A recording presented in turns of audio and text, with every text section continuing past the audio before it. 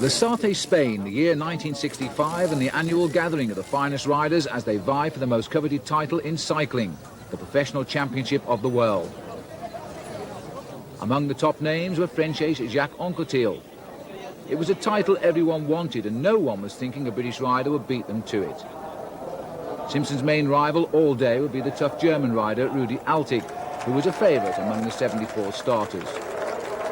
The field rolled away beneath cloudy skies, and Britain had sent its best team.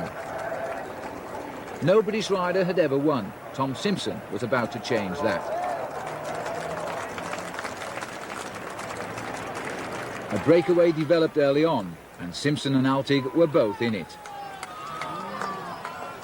Among the thousands of fans watching was Simpson's greatest supporter, a Belgian fanatic named Albert Burik. He was convinced himself that he would have made a good chance that year to win. And I thought before the race he made it, but as the race went on and when he was away with Altig, I had a bit of doubt. I thought Altig was a better sprinter than him actually. I was a bit scared that Altig was going to win. I thought he was going to be second. I wasn't, because Altig was known as a good sprinter. And when they came to the finish I saw him going and Altig never got over him. And I went mad, I went really mad. It's something I'll never forget in my life. And it was a Spaniard next to me saying, "Oh, Simpson segundo, Altig primero," he said. And I was really mad. I said, "You twit," you know. And when he won, I jumped over the fence. There was all fences there. And I was like a madman. I run straight into him. And I got hold of him. I was first to him with his bike and everything. I lifted him. I put him above my head. I didn't know how strong I was at the moment. If you read his book, he describes that in his book, and that I got to him and put him... I got hold of him by the saddle and the handlebars. I just lifted him off. I was so excited. It really was, I think that was the best day of my life. No one had loved Tom more than Albert, and Tom gave him what he wanted, a world champion as a friend. Sprinter Altig had been beaten, and Britain had its first rainbow jersey on the road since the title was first held in 1927. But this happy day would be forgotten less than 2 years later, when Simpson's dream of winning the Tour de France would end in tragedy on the mountains of Mont Ventoux. It was nearly the end of the 13th day of the Tour de France grueling cycle race when Tom Simpson fell onto the road on a mountainous stretch of the race not far from Avignon. He was helped to his feet by team helpers and carried on for a short while, but then he collapsed, barely a mile from the summit of the mountain, which was the end of today's part of the race. It was apparent that he was gravely ill, and he was given oxygen and mouth-to-mouth breathing before being taken to hospital in nearby Avignon by helicopter. He died there at 5:40, and a post-mortem is to be held. Eyewitnesses said it looked like a case of... Britain's greatest road racing cyclist has never been forgotten, and in Southall, family and friends gather to remember Tom Simpson 25 years after his death in the heat of Provence. Among them, teammate Barry Hoban, who went on to win 8 stages of the Tour de France, and Alec Taylor, Tom's team manager on that fateful day in 1967. Helen Simpson, now Helen Hoban, renewed friendship here with Brian Robinson, the British pioneer in Europe and the best before Tom arrived. Here he met Tom's sister Renee for the first time. Robbo had no trouble, though, recalling his first meeting with Mr. Tom. Yes, it was 1959 when I first met Tom Simpson. We were riding the Tour off France, of course, and after the stage finish and we'd all got bathed and changed, he came along to the hotel for a chat, and we had a chat and a laugh, as you always did with Tom. And we introduced him to Raymond Louvio, who was my team boss at the time. In fact, Raymond Louvio and myself, I debuted as a pro and he debuted as a manager, and we sort of grew up together in the team of San Rafael. And I introduced him to Tom, and he'd already heard about Tom through the grapevine of cycle clubs, etc. And I think from that day he must have said to Tom, "Right, well, when you're ready, we'll sign you up." And, as far as I know, that's what's happened. Contrary to popular belief, Tom Simpson was born neither a Yorkshireman nor a Nottingham man. He was indeed from County Durham. Tom was born in November 1937 to Alice and Thomas, a coal mine conveyor worker. The coal mining village of Haswell welcomed Tom, although he was to move later to Harworth on the Nottinghamshire-Yorkshire borders. Well, this is the spot the house stood. It was knocked down very early in the war, I think. Well, or just after the war. But in the meantime, Tom would be about 3, I think, when they moved out into a bigger house. This one had just 2 bedrooms with a living room downstairs and a big pantry. And the entrance to the back door, that was where the space was. But of course it was just like an inlet from the backyard. This is the school that Tom went to when he was 5-year-old, and he stayed there until he was 10. Tom was the youngest of 6.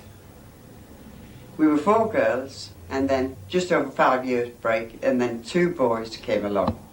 Harry, and then Tom. Oh yes, and he had a little tricycle as a boy, and well, it developed from there really, didn't it? Oh yes, and he was always, I think it was all, I was saying today, it was always on the cards that he was going to be what he was, because he always wanted to win. When we played Ludo or whatever, he had to win. There was like a determination in him, and I think this is what makes, well, this is what is a champion, isn't it? The fact that they've got to go on and do a bit more. In 1950, I think Mother and Father had been thinking about opportunities for the 2 boys, a better life, and Mother had a sister in Harworth, Nottinghamshire, and she had kept saying things were better there, more development, more chances for the boys. So they decided to move, and he got involved with the local cycling club, and I think he started his cycle, well, he did, started on a shoestring really, borrowed wheels from here, and he was always determined because his name was, they called him Pascoe Copy, didn't they? Yes. In the cycling club, the older members, some of them were there today. Oh, the Sparrow. No, that was in Russia, wasn't it? That was the nickname, the English Sparrow. Well, the Sparrow had flown to Harworth early on, and his late father Thomas remembered the signs of Simpson's early promise as a bike rider. When he come down here, his 2 cousins lived down here, you see, and they were both in the cycling club. But he was a little bit younger than them, you see, while Harry joined, that's his brother. Well, Tom wanted to be in an hour. Well, Tom used to follow them, they used to chase him away. And that's the reason that chap tells the tale that he used to be a cyclist and all, and this chap's about 46 now. And he tells the tale many times. He says this morning he was sending them away, and he swore at him at the finish, you know. And Tom got off the bike and he says, "Don't swear then." You've got to say it. He says, "I'll show you because I'll make a cyclist," and they'll allow, this chap always says, "By God, he has done, you know."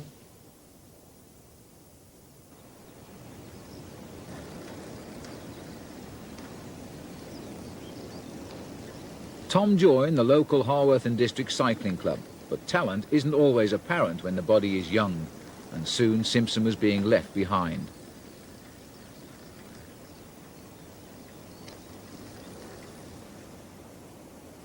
The young Tom Simpson would trail into the cafe stop, finding the club ready to set off once again before he'd even had a cup of tea. Tom was proud of the nickname they gave him, 4 Stone Copy. It was on the long training rides, and painful they often were, that he would dream of becoming one of the world's great riders. But did he ever realise that one day too he would race against the man whose nickname he was very proud to have, Pascoe Copy? To the attack.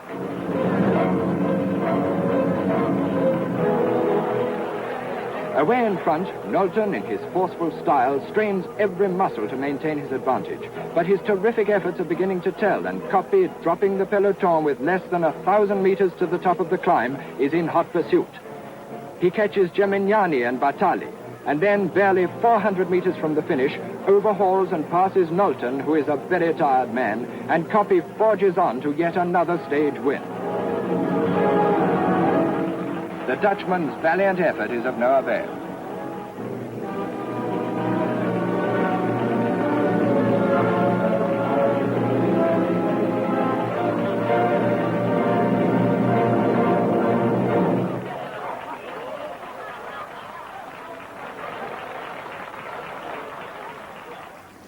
That was the 1952 Tour de France on the Puy de Dôme, and the young Simpson knew all about the Italian's exploits, a man he hoped one day to emulate. Tom Simpson read everything he could lay his hands on. He had only one ambition, and that was to be a cycling champion. His will to win already apparent, he sought help from wherever he could. And one man he wrote to was the Austrian-born rider George Berger, who lived in London, and Berger agreed to see him and try to help him. So tell me, George, when was it you first came into contact with Tom then? I think he must have been around 55 or 56 at any rate before the games. And I rode up to his home, and he proudly exhibited his bike on which he had ridden rough overheads of the opposition. And I asked him, Tom, where's your bike? Well, that's what he showed me. Was a perfect fit for a 12-year-old schoolboy. Tom was a few inches out. And then I changed out a few inches, not millimeters, inches stuck on there, a few more there. And Tom watched proceedings quietly, not batting an eyelid. And then he did a more rough riding over the opposition, even faster. He had the makings. It's the sort of thing that oozes out of him. But it was more difficult with him because lanky and somewhat ungainly in physique. He was bristling with talent galore in Britain, except waiting for talent to be discovered. You got to discover talent is a very difficult task. Well, I joined Harleston District Cycling Club in 1952, and I was 14 years old at that time. And when I joined, two of the younger members was Harry Simpson and a smaller, frail-looking young man called Tom Simpson at that time. Now, Tom was, as I said, very frail and was usually the first to be left behind on one of the club runs. We were always waiting, but he was a determined young chap, and we became friends quite early on. In the early days, I was racing and had no problem in beating Tom with the times. In one 25-mile race, I remember when I was 15, I won the race and Tom was all of 4 minutes behind me on that occasion.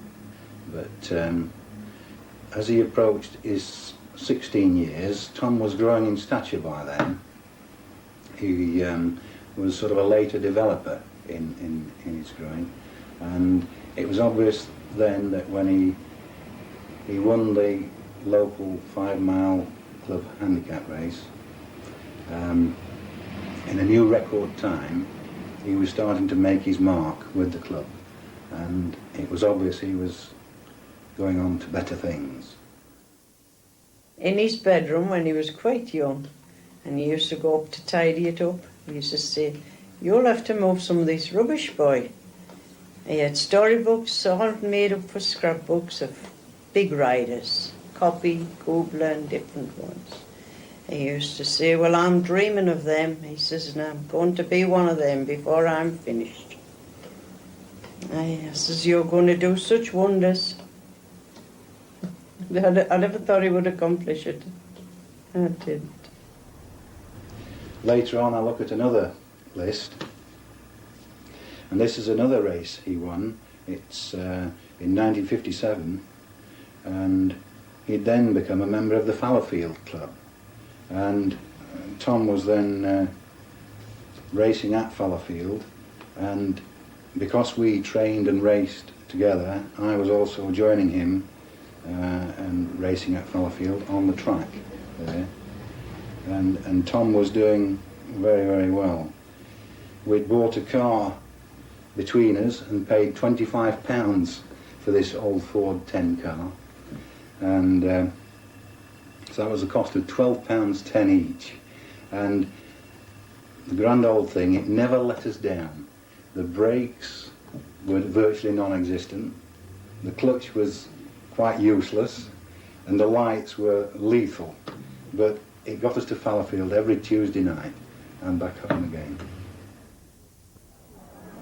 Let's turn now from road racing to track, to a typical track meeting in this country. All the leading riders feature in the programme, and in spite of dull weather, a big crowd gathers. While Reg Harris, 3 times world professional sprint champion, has a chat, and Cyril Peacock, reigning British amateur sprint champion, waits for his call to go to the mark, we catch a glimpse of that grand old man of Manchester cycling, Jimmy Taylor. One of the main events of the afternoon is the final of the amateur sprint handicap, and the order of these top liners as they move away from the start is Shinty Gray and Lloyd Binch, Cyril Peacock, Mockridge of Australia, and Dutchman Heislandorf.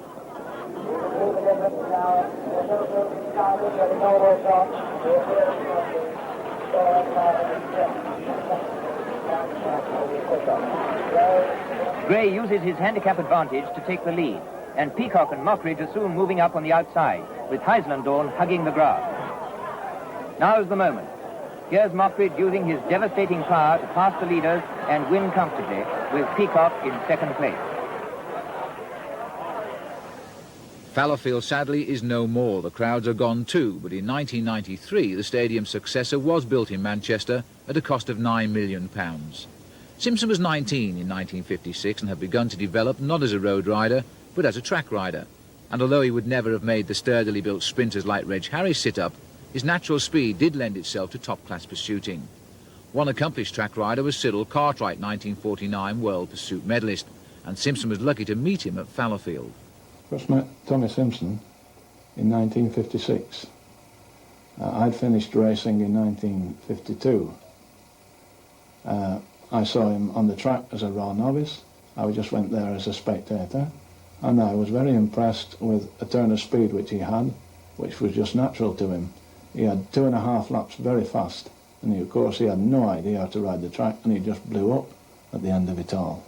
So I decided that I would like to take this lad in hand, as I believed he had talent. I thought I'd discovered it before anybody else had discovered it. It proved right. So I decided that I'd better have a chat with him. I took him into my car, and we talked there, and I discussed his prospects, and I told him that if he would care to take notice of what I was going to say, I'm sure I could improve him. And he went away unimpressed. I don't think I'd made the slightest impression on him. And 2 weeks later, when he returned, he'd obviously done some homework, and somebody had been talking to him, because now he was just the opposite way. He was dead keen to listen to what I had to say, and he decided that he would hang on every word I said, and he would do exactly as I told him.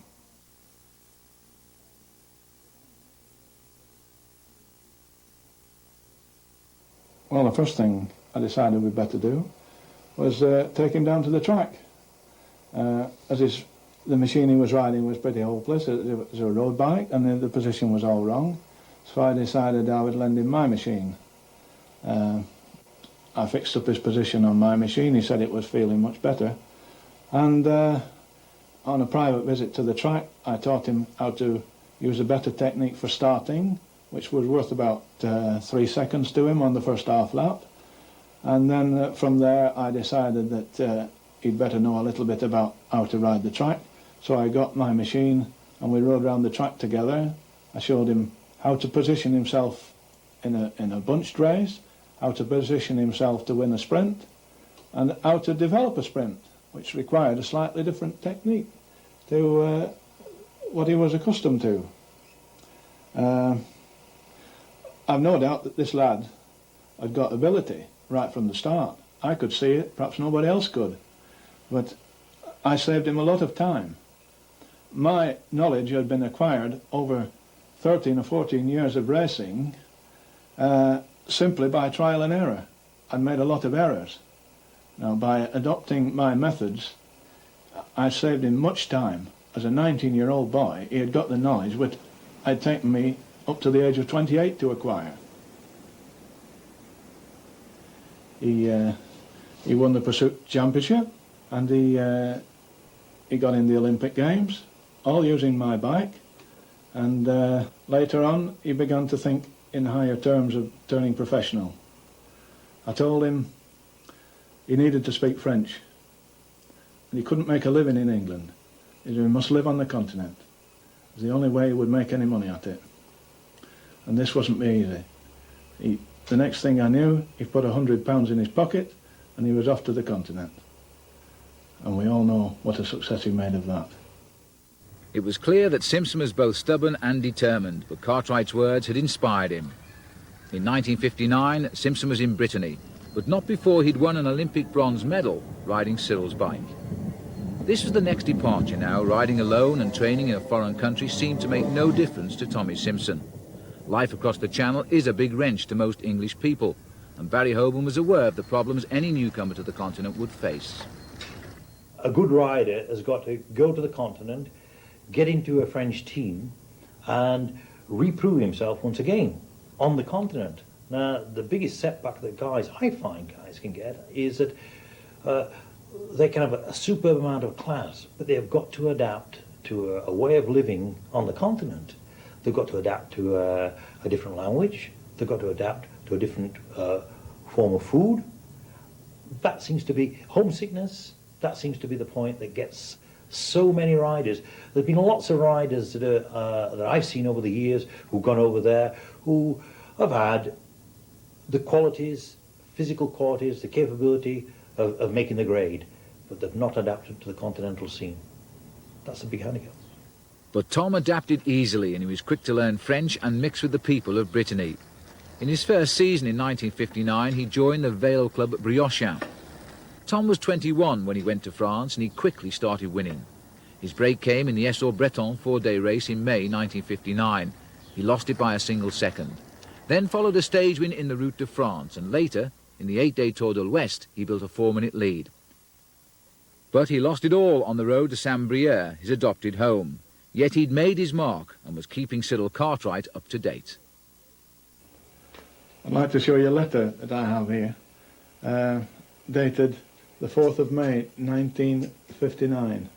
He says that he has raced 7 times on the road and has won 4 races and has earned £150. He said at present he's racing amateur and applied for an independent licence, which I am waiting for from the BCF. Not a bad start to a pro career. Yeah? I first met Tom in June 1959. I'd gone over to France as an au pair to live with a family in Saint-Brieuc, and I was looking in the paper one day and I saw a photograph of this Englishman who had just won a race, and Francis, the son of the family that I lived with, told me that he lived just down the road at the butcher's, just at the end of the road. I called in one day and saw this Englishman sitting in the garden, and he didn't look at all English. He was he had sunglasses on. So I asked in French whether or not this was where the Englishman lived, and his reply wasn't the best of English. And I said, "Oh, so you're the Englishman then, are you?" And that was the start of a beautiful friendship. So boy met girl, and as romance blossomed, the young independent continued his career. His main target of the 1959 season was the World Professional Championship being held in Zandvoort, Holland. Passing almost unnoticed in Britain, Simpson finished 4th behind the French sprinter André Dallegard. In 1960, Simpson was a full professional, and in Paris-Roubaix, the queen of the one-day classic races, it was the first time a race had been shown live on Eurovision. So anyone out in front would be a household name in Europe by the end of the day. Simpson was naturally aggressive, but often impetuous, and Tom was soon showing no respect for the field, and indeed he was alone in front. Victory, however, was not to be his, as a counter-attack came from the field, and the Belgian professional Pino Cerami was in fine form. He eventually raced into the Roubaix Stadium alone to victory. Simpson fell back and finished 9th, a fine ride, but not what Tom had in mind. The first real race I recollect was the Tour of Sud-Est, and I like stage racing myself, and Tom could do both, as he proved in the end. But the first couple of days of the Sud-Est, he was struggling for some reason, I don't remember why, and he wanted to pack, and I said, no, you're not packing, get through today, it's easier tomorrow. And he got through that day, and he either won a stage or wore the jersey, I'm not sure which now at this stage, but he had a good race in the end, and he was quite glad that he'd hung on and stayed with the race. And then I think he went off riding classics, because I seem to remember I came home for the weekend, and it must have been back to England in actual fact, and I got back into Paris, and outside the flat was a Aston Martin. I thought, aye, Tom has been impulsive again. And he had. And I think he'd had a couple of good wins while I was away. I can't recollect where or what. One of them might even have been a good place in Paris-Roubaix, I'm not sure. But anyway, he must have made a bob or two, because the Aston Martin appeared on the scene. And I never saw that again, but apparently he brought it back to England. We rode the Tour, of course, that year, and to be honest, I don't really recollect what happened in that Tour. It's a long time ago now. Yes, it was a long time ago. The 1960 Tour de France started from Lille. It was Simpson's first attempt at 22, and he was looking forward to it. By Dunkirk, 4 days in, he was desperately unlucky to miss the leader's yellow jersey by just a handful of seconds, and in the end he finished 29th overall.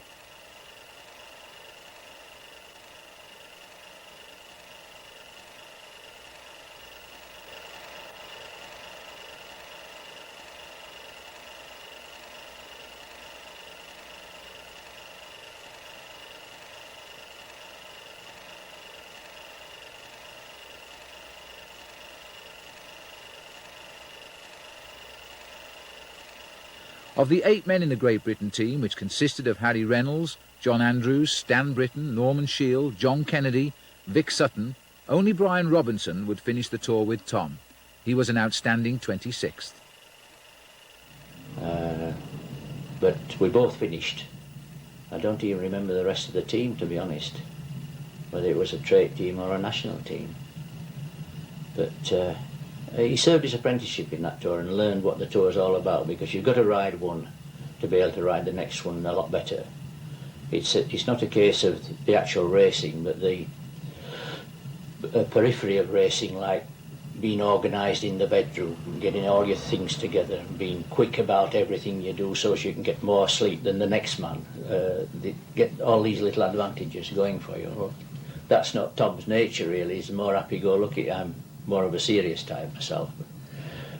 Tom had to learn all those things, and the noise as you went through the crowds on the hilltops was absolutely tremendous. That was the thing that annoyed me most about racing, until you got used to it, and then you just shut it out. But all these things were to learn in the Tour, and I think probably he learned quite a lot that year.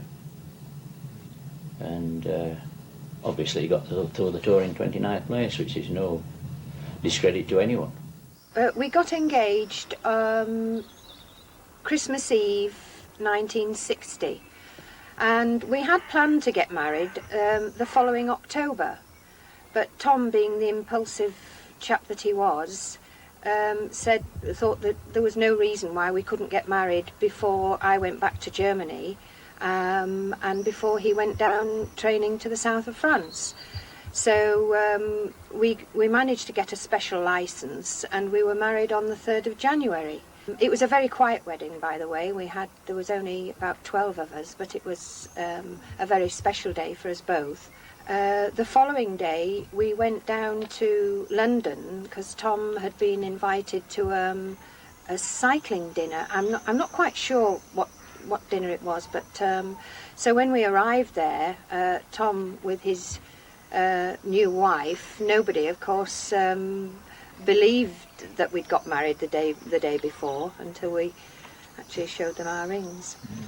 And then we left for Paris then on the 5th, and I then went to Germany, and Tom went down to the training camp, and I didn't see him until the March, which was about 3 months. 140 crack riders made up the big field in the 45th annual Tour of Flanders. They represented 6 countries: France, England, Belgium, Holland, Germany and Italy. They had a hard, slogging ride of 158 miles. England's best hope was Tom Simpson, the 22-year-old star from Doncaster. He finished 29th in the Tour of France last summer, a high place for a British rider.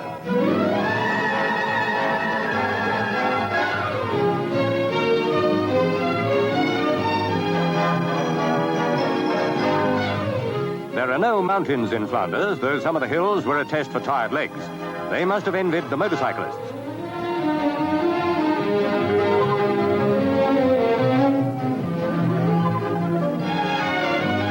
The Italian ace De Philippis couldn't pass Tom Simpson in the final sprint, so the Doncaster rider was home and dry, the first Englishman ever to win the Tour of Flanders.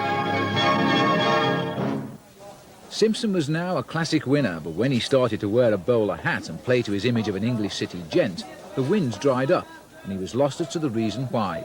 Helen knew, as Tom found out. Unfortunately, the day that I put that bowler hat on, I didn't seem to win another race after the Tour of Flanders. And this went on 1962, but no victories, never a victory. And then in 1963, I came very close to so many victories, until one day I put the bowler hat in the back of my car when Helen's wife came out and said, "Why don't you take that stupid thing out of your car? There's only you and a few journalists seem to think that it suits you." She was giving me a real dressing down. So she took it out and threw it in a cupboard upstairs. And I believe it was only 2 days later when I won the biggest race of my life, Bordeaux-Paris.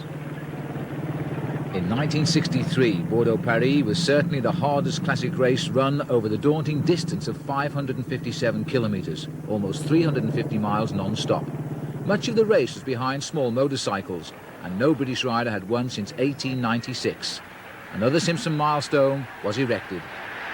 This was a terrific win because I won it in, as they put it in the French papers, Le Grand Manière. I won it so easily because I controlled the race how I wanted and won by 6 minutes. In fact, it's been marked down as in the 3 great victories of the history of the race.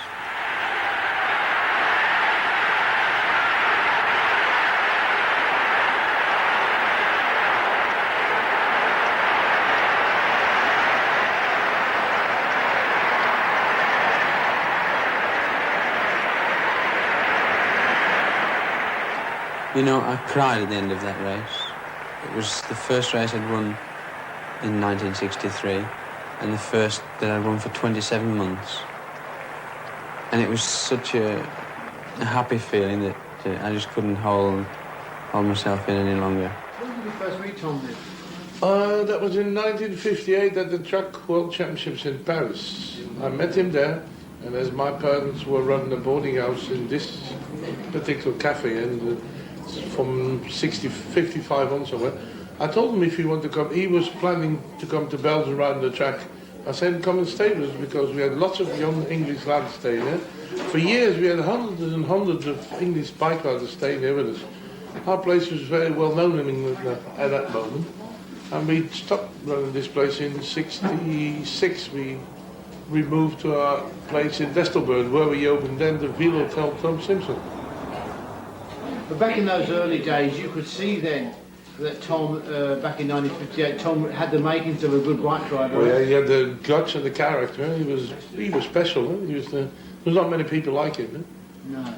He had the brains and the guts. He had it all. Not many people have them.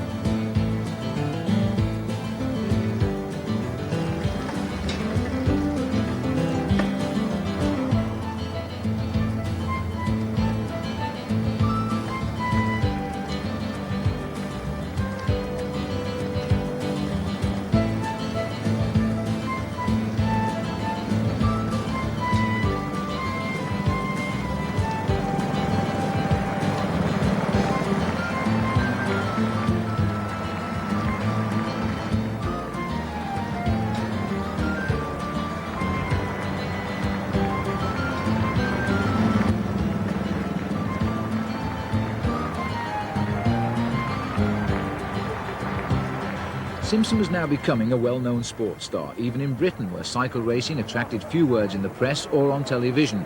And his visit to the Isle of Man week in June 1963, along with top riders like Belgium's Rick van Looy, the occasion to him was special. But to Tom, of course, it was just another engagement, and a wet one at that. It would be another 5 hours in the saddle, and the island was throwing its wettest weather at the best assembled field offshore for many, many years. Another day, yes, but for Tom it was his chosen way of life, and he loved it.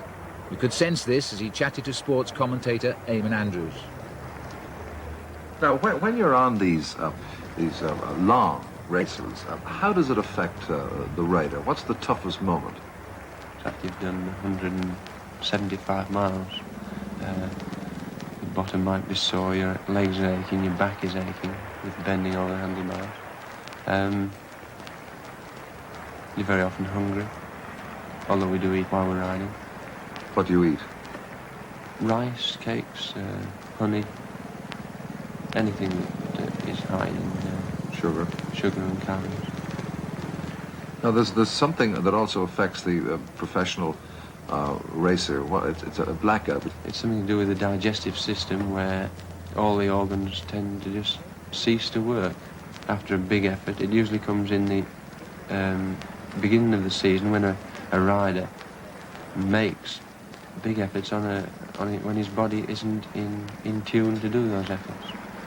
He has a temporary blackout, which he must feed himself with sugar to recover. What are the names they give for this blackout? Well, the bonk or the hammer, and in French it's a fringale, which means lack of food, I should think. Yes, but when this affects you, you don't actually fall off your bicycle. You've got to keep going. No, it's okay. You could get off and be much more comfortable, probably, but you've got to use your courage and fight it off to get over the ill effects. Because once you're over them, it is said that this is the start of the great form, and in a few days you should be really flying. Do you remember it clearly afterwards, what happens to you? Not really, no. No, it's quickly forgotten. You always think I've never suffered as much in my life before, but every year it happens, and it's just as well you don't remember. You probably wouldn't ride a bike again. Sure. He used to say many times, he used to say, you just put us in the way of, you would put a racehorse in it. He says, we're fed, we're washed, and we're looked after, and he says, get on with the racing. He says, that's the way we go. Tom won that day in 1963, and despite the weather, everybody went home happy. Happy in the thought that Britain had produced truly one of the finest riders in the world. But despite great wins, such as the Tour of Flanders in '61 and the Milan-San Remo still to come in 1964, Tom dreamt only of winning the Tour de France. This remained his one target, and his heart was set on being the first British winner. After 2 weeks of racing in the 1962 Tour, Simpson became the first British rider to pull on the maillot jaune. He was unlucky inasmuch that next day was a mountain time trial in the Pyrenees to Superbannière, a ski station high above Luchon. It was there he lost the lead. But he'd given an acceleration to his belief that one day he could win the greatest race in the world. Tom's mum and dad welcomed him home in 6th place, and they soon found out just how popular Major Tom really was. When Tom was coming through, I think he was about 6th. Oh, the people. They didn't shout so much for the winner, you know, it was coming first. It was all Tom. And he had to go round and round with these bouquets. Well, very popular. Oh, he was very popular. And when he was coming through, you see, and everybody was waiting for the riders to welcome them one way and another. Well, you would have been surprised at the colours of them. They were filthy with the roads. His face, when he kissed you, you could feel the grit in the sand coming down on you. But what of Britain's Tommy Simpson, lost in the midst of that crowded finish? Tommy, we hoped you'd be that lone rider in front of the pack today, but you weren't. Are you not afraid of falling too far behind? No, because as a matter of fact, I am in front of the three favourites, Beaumontes, Anquetil and Pulido. so I'm reasonably well placed. I finished the same time as them today, so I'm not worried at all. They're the ones that matter, are they? Well, they're the favourites. They're the ones who've won tours in the last 2 years. So, when will they start putting the pressure on, do you think? Well, I should imagine in a couple of days we hit the Alps. We climb the highest col in Europe, the rest of from, which is about 7,000 feet. And it's then when it'll start cracking, I think. It was very warm today. How did the heat affect you? Well, I drank 3 bottles of water when I got here. As a matter of fact, I suffer a lot from the heat. I ride much better when it's wet and cold. We heard you were fighting with a Frenchman at the beginning of the race. What was that all about? Well, there was a lot of trouble in one of the teams. It's none of my business particularly, but I was accused of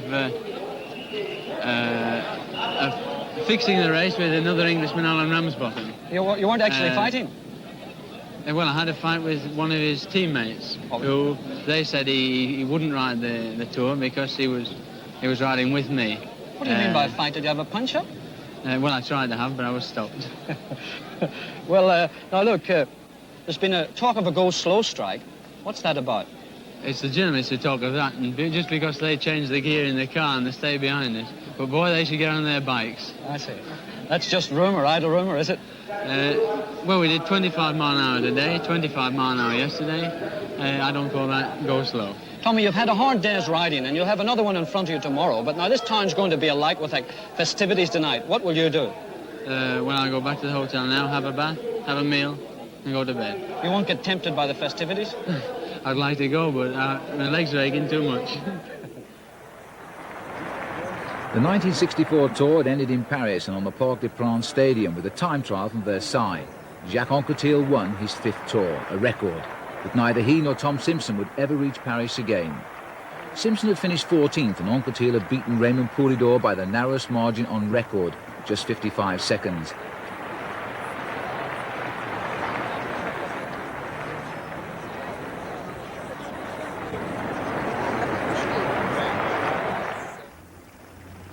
This was a race that, in my heart of hearts, I honestly thought I could win. There was only 2 serious rivals, that was Anquetil and Stablensky, and the rest were really pawns. Unfortunately for me, Anquetil and Stablensky belonged to the same team, the Ford France, and I was alone from Peugeot BP.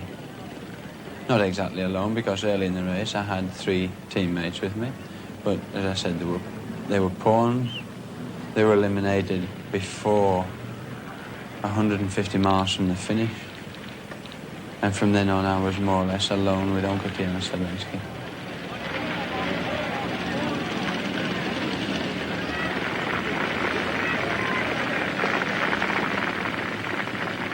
It is very rare when I can get 100 or even 50% support from the Peugeot team.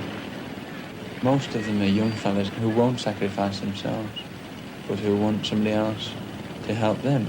But I say, you must help me. You can't expect me to help you. You must work for me. I'm the chief. I'm accepted as chief, but it probably turns all round to the direction. Everybody tends to pull his own way. You must realise that Anquetil and Stablensky have worked together for years. I did as much as I could to fight these 2. I left them, they re-caught me, they left me, I re-caught them. When Stablensky attacked, I was obliged to chase after him, thereby tiring me, because I never knew if it was a real attack or a false attack. No, I like attacking. I like riders who attack. I like riders who give the best of themselves.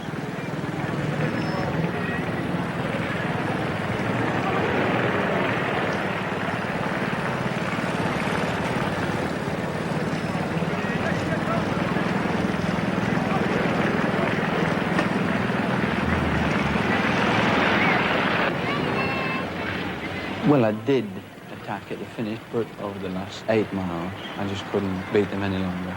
And Anquetil, a great master of a rider, rode away to beat me. And when I arrived in the stadium, with Stablensky just behind me, and I made the sprint for the second place.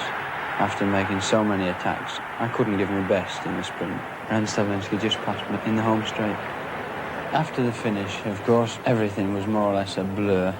With finishing third, I was absolutely physically, mentally shattered.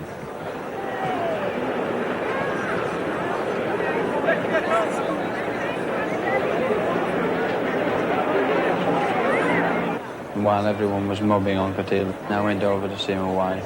I was with my own friends, with Helen, who had a good old cry at the finish. Poor girl, she's never seen me win a big race yet.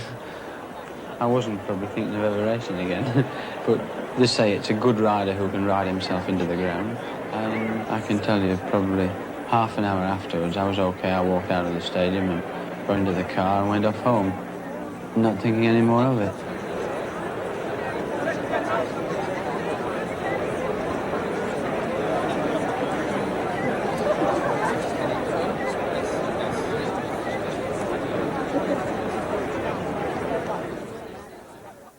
We'd met the English team, or the British team I should say, down at the hotel, the British Hotel, and arranged with Tom, Barry to go out training the next day.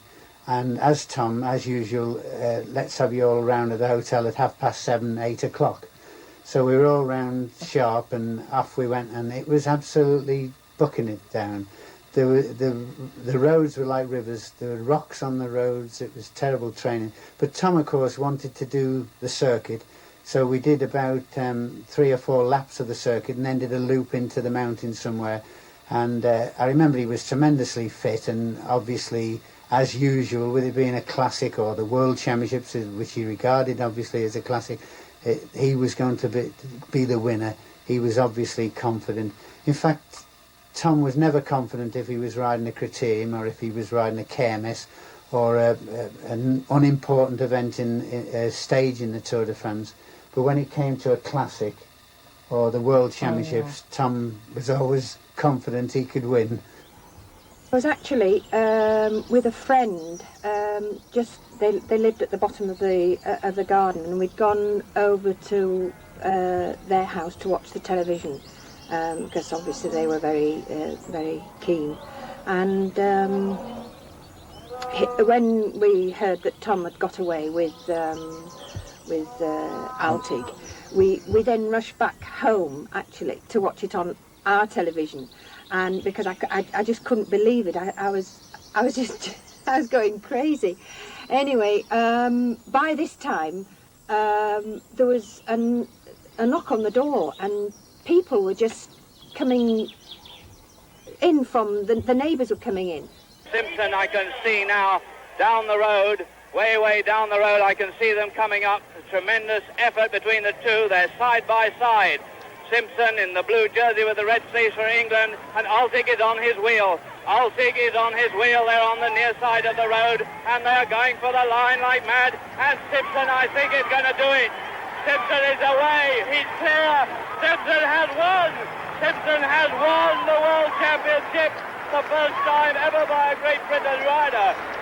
We were sitting glued to watching the television on the sitting on the settee, and of course I jumped up when he crossed the line and fell back down on the settee, and the whole settee collapsed completely, and I couldn't believe it. I mean, I really couldn't believe it. It was unbelievable. And by this time, as I say, people were coming in, knocking on doors, and then within about an hour, I think, there were flowers being delivered, and telephone was going, and it was just incredible.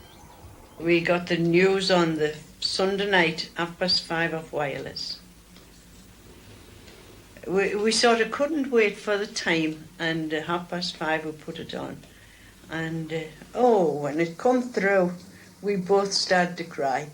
And then with about 5 minutes before we got to the finish, because we were about 4 to 5 minutes down, we were listening at the motorbike alongside, and the crowd were obviously shouting because two Britons riding together there. We were in something like 32nd and 33rd position as far as I remember, and finished in the low 30s. But we heard the motorbike tannoy shouting out, "It's Simpson, it's Simpson, it's Simpson," and we knew, and the guy turned immediately round on the back of the bike, the journalist, and shouted, "Simpson's won," and we were both in tears. We couldn't believe it. It was unbelievable, unbelievable moment. We couldn't believe that he'd beaten Altig. We just wanted to find out from Tom, get to the finish and find out how he managed to beat Altig, who was a renowned sprinter. Well, at this World Championship, I was so excited, I was so mad. I had just bought a brand new car, Volkswagen, a big one that was just out. On the way home, I tried to get home here before him because I could organise a big ceremony when he got back on the Tuesday. So I drove like man in Lille, just about 50 miles away from me in France. I got into a paint shop, bought a tin of paint and painted all over my car. Tom Simpson, world champion, to come home with. My wife really went mad over it on this new car. It's something you never forget in your life, isn't it? With a new car, you must be really mad, something like that. You were 3 years old, I gather, when he became champion of the world. Yes, yes. You probably can't remember much about that, but there must have been a lot of people around when, he won. Yes, there were a lot of strangers and a lot of people from around the neighbourhood who used to come to Mum, because Daddy hadn't arrived yet, to congratulate her, and a lot of flowers that used to be sent. People just being pleased that it was him, because he used to be liked a lot by the ordinary people. Sure. He was quite liked. Which you can still hear people talking about him now after all these years.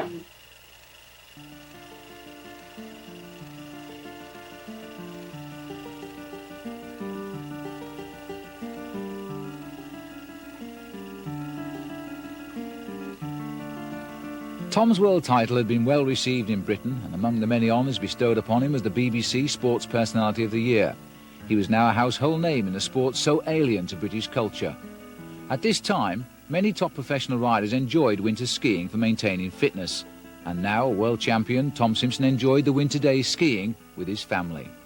But disaster struck and Tom broke his leg. His year as world champion in 1966 seemed already in pieces. It must have appeared a stupid thing to the layman.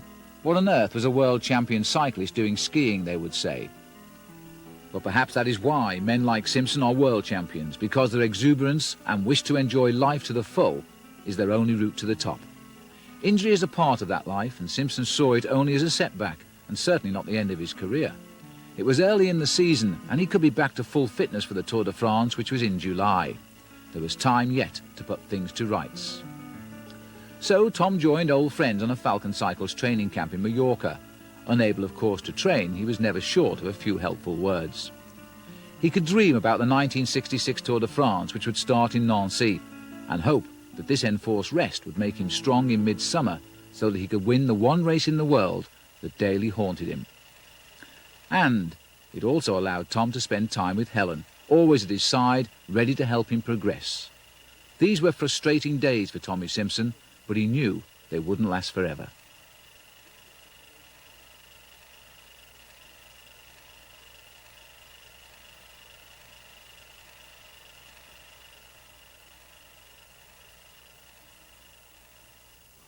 But this was to remain a season of hope and dreams, because when the 1966 Tour did start, Simpson, riding in his rainbow jersey of world champion, was forced to retire after an accident with a motorcyclist. He was left with a poisoned arm, and the bad luck continued. Ironically too, Jacques Anquetil, the 5 times winner, also retired and never attempted the race again.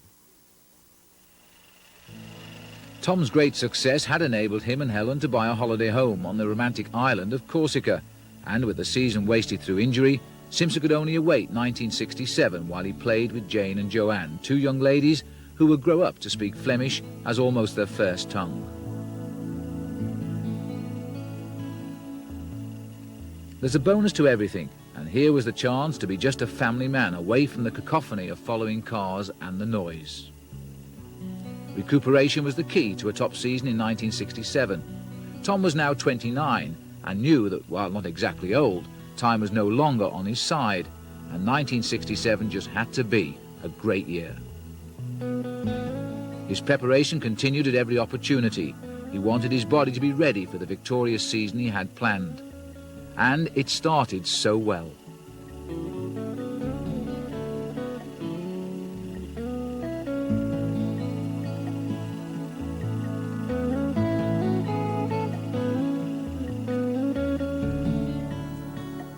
It began with victory in the Paris-Nice stage race in March, another first for Britain, and the ex-world champion had come out fighting once more. They call this early stage race the Race to the Sun. Perhaps at last it was going to be shining on Tom. The Tour de France was looming, his team was the strongest Britain could muster, and at Southwell 25 years on they got together once more. There was the mechanic of the day, Harry Hall. There was Vin Denson. There was Barry Hoban. And to the left of Helen, there was Arthur Metcalfe. All of these riders had ridden the 1967 Tour de France, indeed so too had Colin Lewis, Peter Chisman from the northeast of England, and the manager was Alex Taylor. Well, the team in the main was inexperienced. There was only Barry Hoban, Denson, Tom, that had ridden the Tour before, but the majority of the team had no experience whatsoever, and it's a known thing that even very good professionals on the continent, when it's their first tour, they have to learn what it's all about. So, although we had a leader in Tom, it was very difficult to know exactly how far the whole team would go. The thing was, of course, that the whole team had to ride for Tom. Even if you rode for him for just a quarter of the race, you had done your work. Harry Hall from Manchester really knew Tom very well. Harry himself would become a world veterans champion in later years. But here, he was the Tour team mechanic. He knew that Tom Simpson had his aim, and he needed incentives to be successful. Yes, he was looking forward to the Tour. He was, as a professional, looking towards earning good money in the Tour. And he wanted to, of course, find ways of earning money as an individual, really, not with a good, strong team backing, which he accepted. And like all people, they need something to aim at. And what he'd actually done, he confided to me, he'd been into a showroom in Ghent, and he'd slapped quite a decent deposit on the best Mercedes they had, the showroom piece on the turntable going round in the main window, and he'd been in and said, I'll have that when the Tour finishes. When I come back, I'll have that. And I said, he did. He said, yes, well, he said, it gives you something to aim at. I know I've got to earn like so much. He said, so I don't care what I do, I've got to get that. He says, for me, Carl, he said, that'll keep me going. Give me something to aim for. And I believe afterwards there was a little bit of trouble because he couldn't get the deposit back and things, you know, but still. That was one little thing that happened, and in many ways that sort of signifies, you know, exemplifies the type of race it was. It was more of an individuals race, individual against individuals, against team.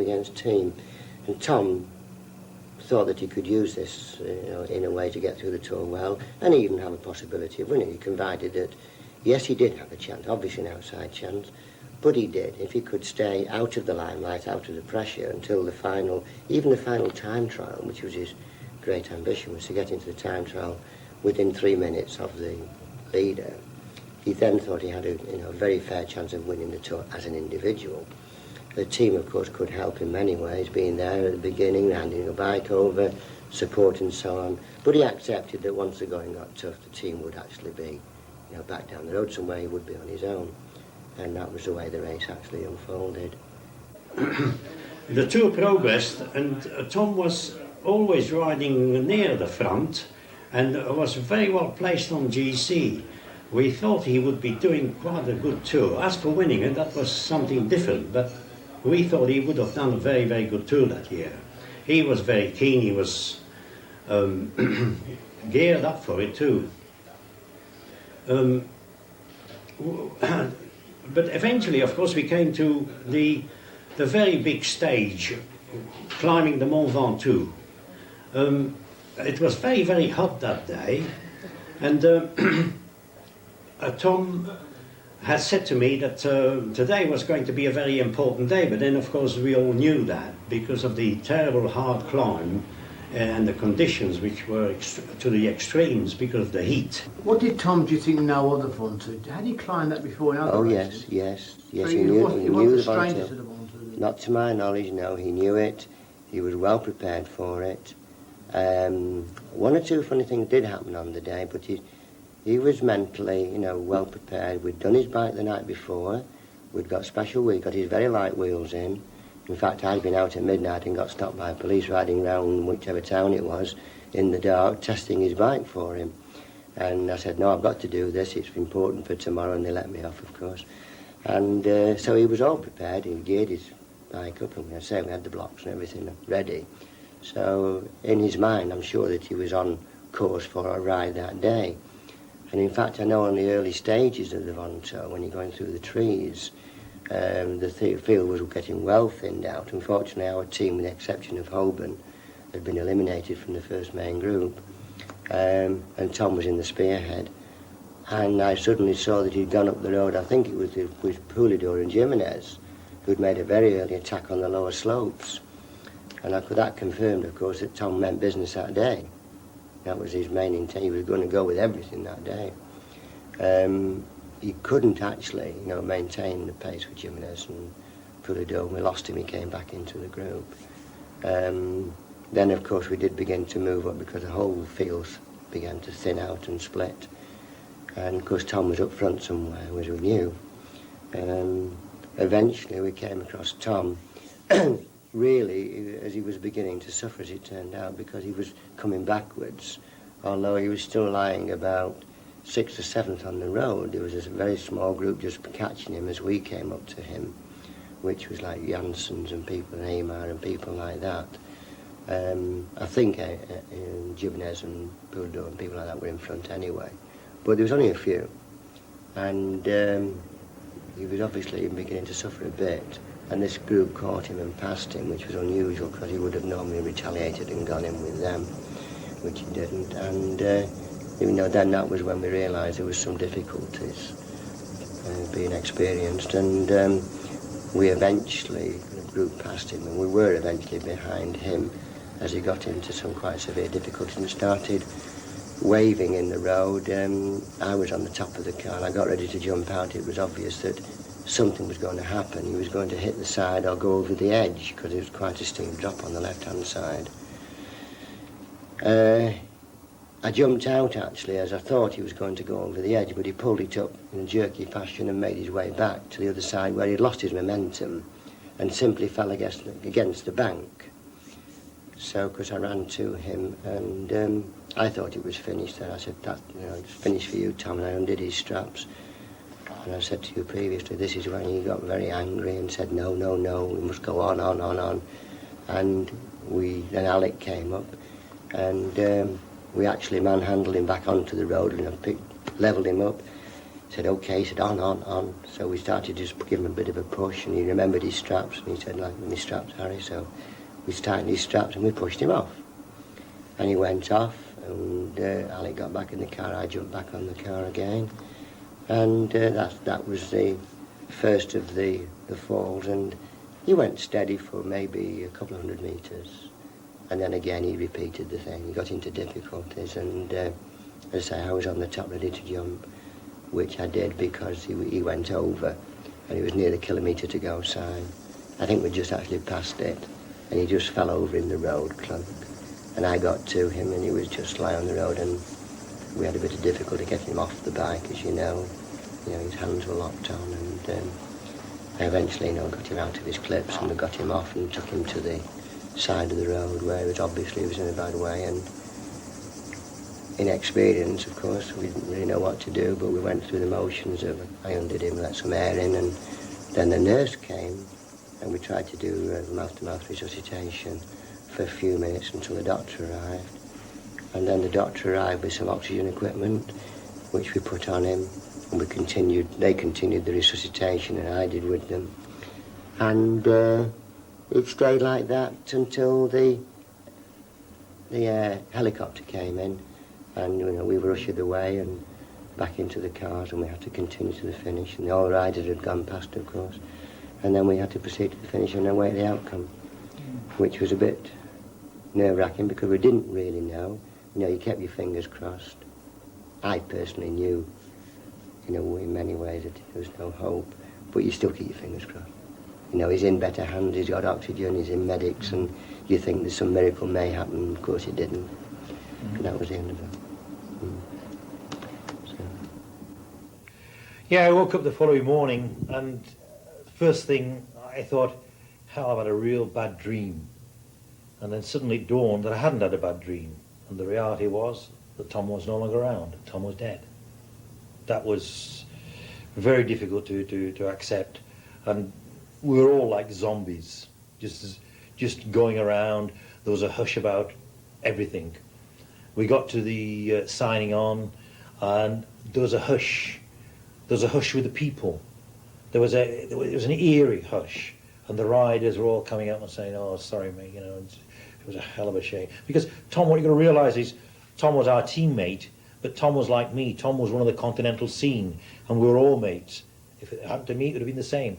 Tom was happening, so Gimondi came up, Pascoe came up, Stablinski came up, all these guys saying, "Oh, you know, hell, what a thing to happen, what a thing to happen." And the race started lethargically. There wasn't going to be a race that day. There wasn't going to be a race. And, you know, they just amongst the grapevine, it came out, look, you know, one of the English guys wins today. And we were just more or less promenading, most of the English riders at the front. And at what particular time, I have no idea. But there was no race. We were riding along, and suddenly I looked behind, and there was no one on the wheel. And I continued. It was a procession to the finish, and that was it. It was, if you want, it was a memorial to Tom from every one of his mates, his continental mates, adversary, teammate, and the lot. It was just a memorial for Tom.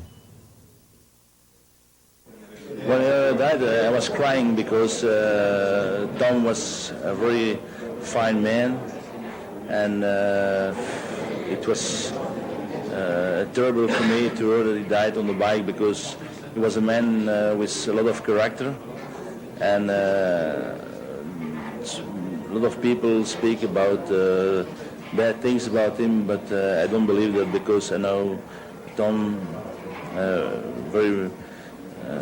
very well, and I think he's there because he has a lot of character. Eddy Merckx went on to win the Tour de France 5 times and equal the record of Jacques Anquetil. He also rose to become the greatest cyclist who's ever lived. But in 1967 he had clashed head-to-head with Tommy Simpson, despite the fact they both rode Paris-Nice on the same team. Like Tom, his personality was one of winning. Merckx loved Tom Simpson and attended his funeral in Harworth. For me, it was a very great cyclist, and also I was in the same team, and he gave me a lot of good tips to be a good professional. I was 5 when Daddy died, and my younger sister Jo, she was 4. So being very young, perhaps you can't remember much about that. Not much, just the people that keep his memory going, and the family that used to talk a lot about him, which they were all very proud about. Of course. I've got some early home movies of you on holiday in Corsica. Can you remember those holidays with Daddy on the beach? Not much, but it was a holiday that Daddy had always worked to get to, because he'd owned some land in a foreign country, and I think they were very nice holidays. And you seem to be enjoying yourself on the beach there? Yeah, we always used to like the beach and the water.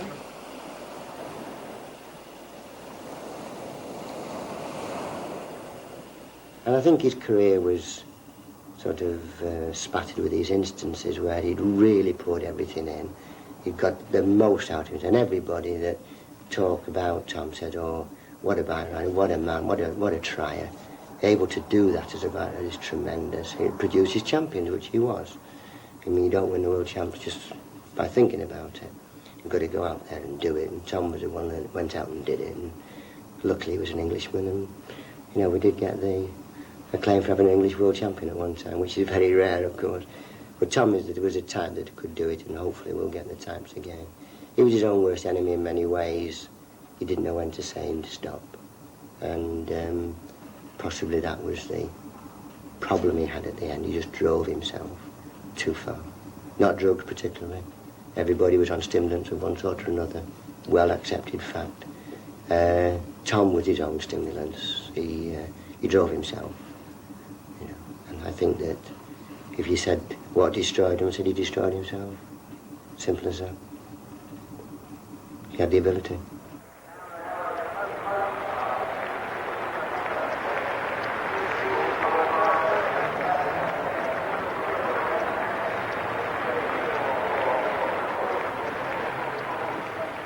the press, be it in any country, usually associate us with doping, unfortunately.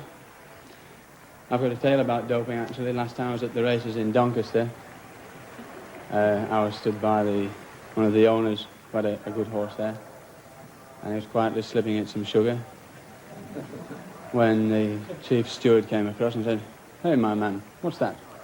It was then, I believe it was the Duke of Norfolk. And he said, "Hey, it's only a piece of sugar, my lord. Would you like to try one?"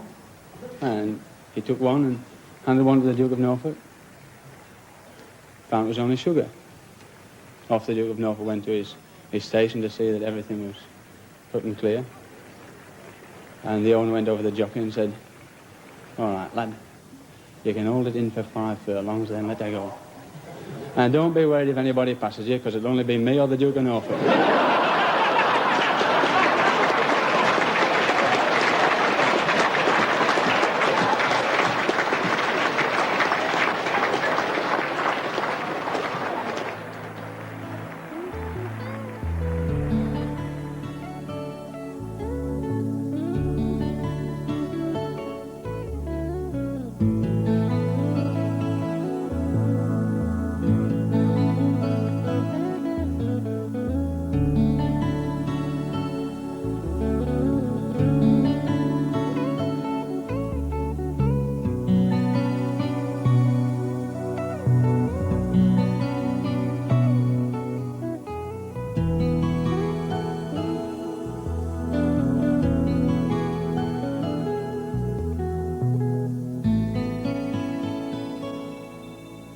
He gave me one of his World Championship jerseys that he'd been racing in, because I had a collection of racing jerseys in the CAF which we owned in Belgium, and